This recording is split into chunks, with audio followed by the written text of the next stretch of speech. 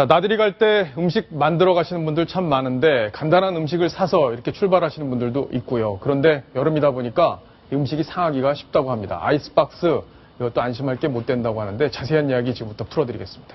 김정환 기자. 네. 뭐 음식 싸서 만들어서 직접 여행 많이 다니시죠? 음식을 직접 만들고 싸들고 다니진 않고요. 만들진 않아요? 맛있는 집을 잘 알아서 싸고 예. 다니기는 합니다만, 예. 그 요즘 같은 때는 상당히 음식 같은 거 안전해야 된다는 생각 많이 하게 되더라고요. 네.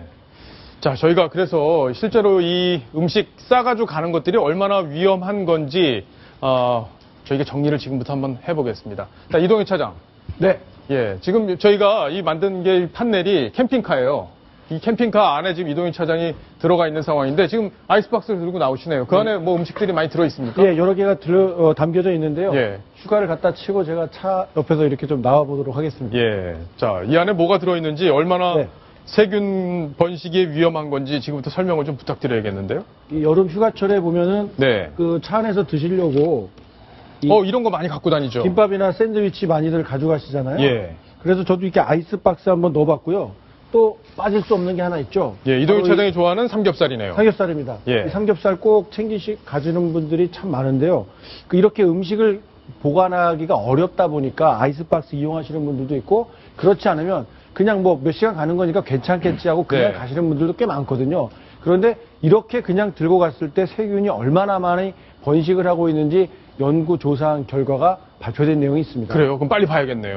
그렇습니다. 이 김밥 같은 경우에는 처음 샀을 때만 해도 39,000 CFU라는 단위를 쓰고 있는데요. 예. 그 정도의 세균이 번식을 하고 있답니다. 이 정도는 네. 뭐 먹어도 인체에 아무런 영향이 없는데요. 그런데 실온에서 2시간 정도 지나면 70% 넘는 66,000으로 급증하게 됩니다. 금방 그렇게 늘어요? 2시간 만에 예, 실온에 그냥 놔뒀을 때요. 예. 그런데 4시간이 되면 2배 가까운 88,000, 그리고 6시간 지나면 2.8배인 11만으로 크게 늘어나고 6시간 지난 거 먹으면 안 되겠네요. 저 그럼. 수준이면 거의 뭐 배탈 난다고 봐야 되겠죠. 네, 샌드위치도 뭐 비슷한 수준으로 가는데 샌드위치는 더 늘어나네요. 그 세균이. 안에 들어있는 재료가 쉽게 변하느냐 안 하느냐 이런 차이가 있습니다. 김밥에도 어떤 내용물을 넣느냐에 따라 달라질 수가 있는데요. 일반적인 김밥을 기준으로 만들었던 것이고요. 이 샌드위치 안에 있는 샌드위치 같은 경우에는 야채라든가 아니면 햄류 예. 이런 것들이 들어있기 때문에 그렇군요. 번식하는 속도가 훨씬 더 빠르다는 분석이 나와 있습니다. 자, 그러면 이 이동희 차장이 좋아하는 삼겹살은 어때요? 삼겹살도 뭐 예상하시다시피 시간이 지나면 지날수록 세균이 크게 늘어나는데요. 네.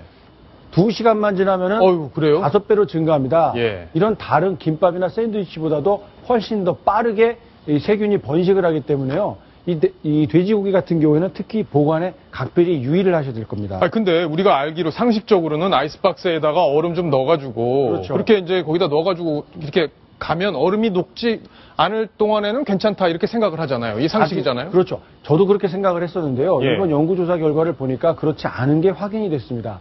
아이스박스에 넣어서 간다 하더라도 세균이 증식을 하고 있다는 사실이 확인이 됐거든요. 그래요. 어느 정도인지 한번 살펴보시면요. 샌드위치와 김밥. 자, 구입할 때 애초에 이 정도 수치였지만 네. 아이스박스에 보관한다고 해서 그냥 유지되는 게 아니라요. 58,000으로 일단은 늘어나네요. 늘어납니다. 네. 늘어나기 때문에 아이스박스에 보관한다고 해서 절대 안전하다. 이렇게 과신해서는 안 된다는 결론입니다. 예, 역시 뭐 샌드위치는 샌드위치도 확 마찬가지고요. 늘어나네요. 샌드위치 보신 것처럼 김밥보다 더 빠른 가파르게 세균의 속도가 증식하는 속도가 빠르게 늘어나거든요. 그렇기 때문에 어떤 종류의 음식을 가져갈 것이냐 이것도 잘 고려를 해 보셔야 할 것이고요.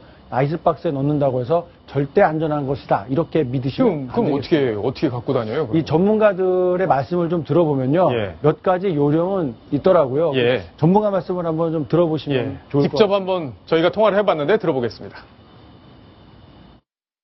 아이스박스 자체가 뭐 만능이 아닌 것이 우리 가정 내에 있는 냉장고에 보관을 해도 부패가 되는데 아이스박스는 당연히 더 불안하지 않겠습니까? 돼지고기 자체를 아이스박스 내에서 이미 부패가 돼 진행된 상태에서 우리가 그것을 구워 먹으면 괜찮을까? 구워 먹으면 다 해결되는 것은 또 아니거든요. 식재료가 이미 부패된 상태에서 구워 먹는다는 것은 세균을 섭취하는 거나 다름없는 요인입니다. 김밥 같은 경우에는 안에 시금치 같은 경우가 빨리 상할 수 있는 요인이 되기 때문에 이것을 넣은 상태로 김밥을 하게 되면 김밥이 빨리 상거든요. 그래서 시금치 같은 재료를 빼고서 조금 시간을 늘릴 수 있는 요인이 아닌가 생각됩니다. 피하기 쉬운 그런 음식들은 여행지 근처에서 구입하는 것이 훨씬 더 유리할 걸로 생각됩니다.